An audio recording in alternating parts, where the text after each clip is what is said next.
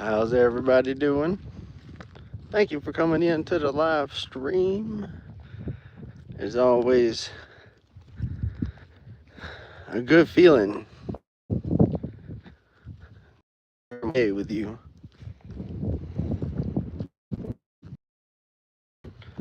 And it is greatly appreciated. Like always, it'll be rather short, I suppose.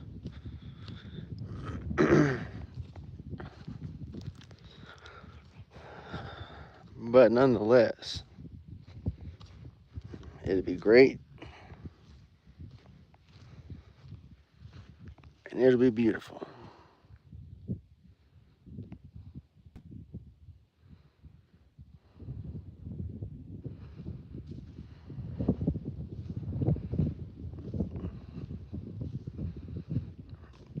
It'll be so beautiful. You'll see all kinds of colors you've never seen before.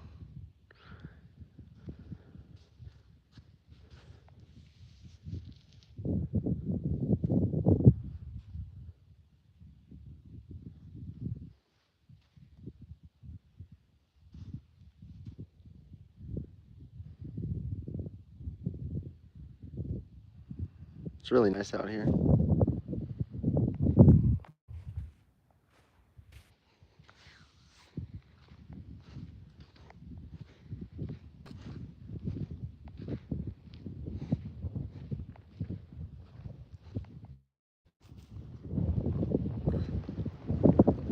It's starting to get to where it's that beautiful time of the year where the wind is blowing, and I'm at an altitude of about 6,200 feet probably. But since it's the desert, it's pretty cool at night. But I've always found that to be pleasant, to have that coolness in the air at night. They say it's the best way to get the correct type of sleep is in a cold, dark place. Like perhaps the way it used to be, maybe in a cave and dark, and a little drip on the ceiling wall, dripping down, making a nice little noise while we slept in caves. But I think oftentimes when we talk about going back to the days of the cave, man, we forget about those of us who prefer to wander in the desert. I mean, look right there. That is just actually a huge ant bed. And I don't know what any of you know about ants, but we'll see if we can't see some. You know, there's such cool little things. I don't know if you've ever read about ants, but they even play like tug of war with like little sticks and stuff. And they're really cool, you know, and they're strong and powerful and everything. And I like to get closer and show you more, but I don't really want to disturb them too much. But either way, though, I mean, that's just a huge ant bed. And what they typically do is, as you can see, I mean, you can see right now that, you know, the size of my hand in this ant bed, right? It's huge.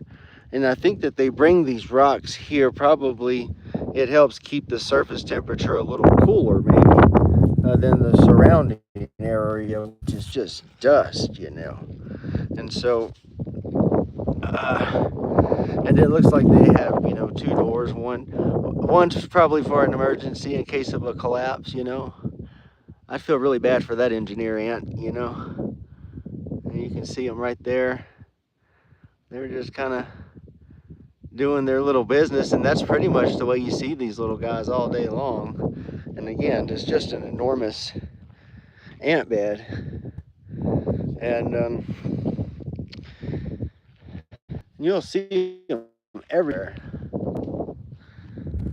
kind of see them. You'll kind of see these guys everywhere. And there he is.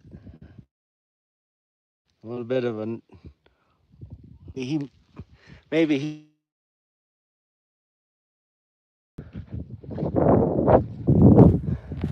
and we'll probably see more ants. And I can assure you, it's unfortunate that the road that I'm walking on is one of many roads. They have already carved up the desert in anticipation of where they're going to build houses and subdivisions. And so this beautiful desert is going to become a subdivision one day, probably in the next 5 years. And this is the prickly pear. This is a prickly pear. And you know, so that the plant doesn't get damaged, these actually break off really easy. They break off real easy. But I can assure you that the problem isn't even getting stuck by these things. It's when you go to pull them out. That's when they present a real problem. And they're kind of a hassle, you know. I mean, they break off easy. It's like if you think about a jellyfish. The venom is so full that it stops the animal almost instantly. And that's to keep the jellyfish from getting torn up. And that's kind of the way that the prickly pear is designed. It lets go of its quills pretty easily. And you can see them, they're always kind of whitish looking right out there a little bit. But they're really cool. And you see, I mean, you can hardly, outside of this road that they've carved, you know, you can hardly walk anywhere and actually hold your arms out, because this type of desert is just full of different types of cactuses and cacti and stuff like that, you know. And they're cool, man. They're just beautiful. I just love them. And you know, maybe a lot of people don't feel the same way I do, but I just think that they're just beautiful. And they're so cool. You know, how they can sustain these heavy winds that come out here, sometimes 65 miles an hour, you know, and they just blow out of nowhere. And yet and yet these things are still just, you can see how they're everywhere. Here's one,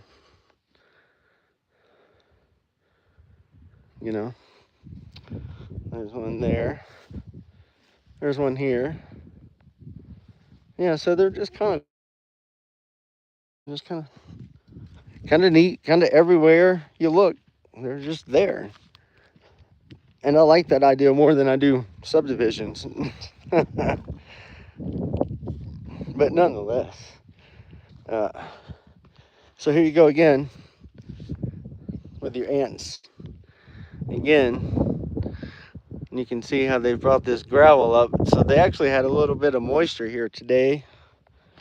And so this road area actually erodes a lot quicker than the surrounding area. And so that probably washes away, as you can see, some of this, what will be a road eventually.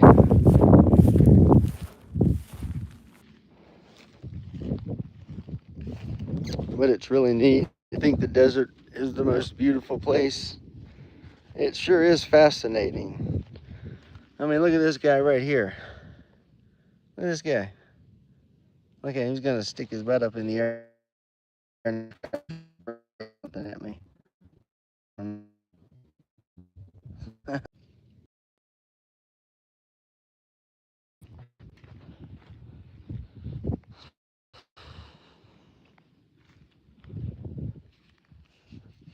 Oh, fascinating.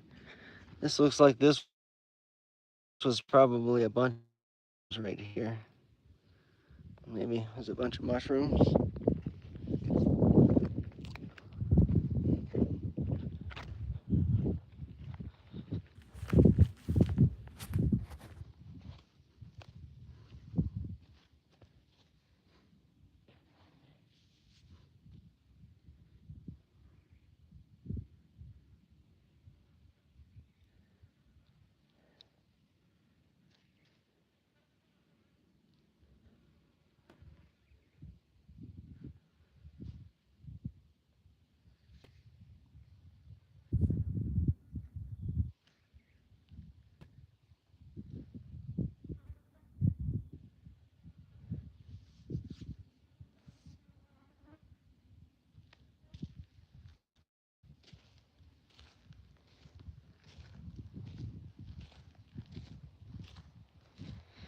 I always like being able to share my time with somebody that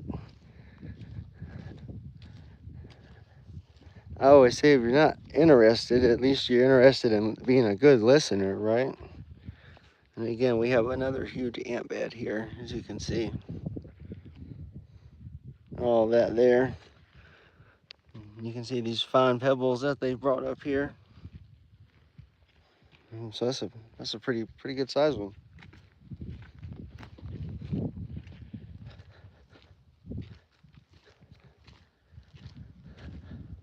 Now's the fun part, when it starts getting dark in the desert.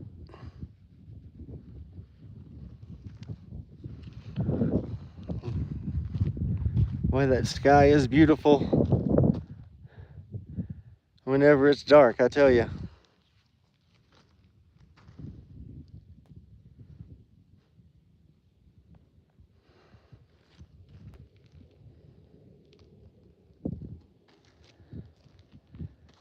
And over here you can see Albuquerque, the city, is starting to light up a little bit.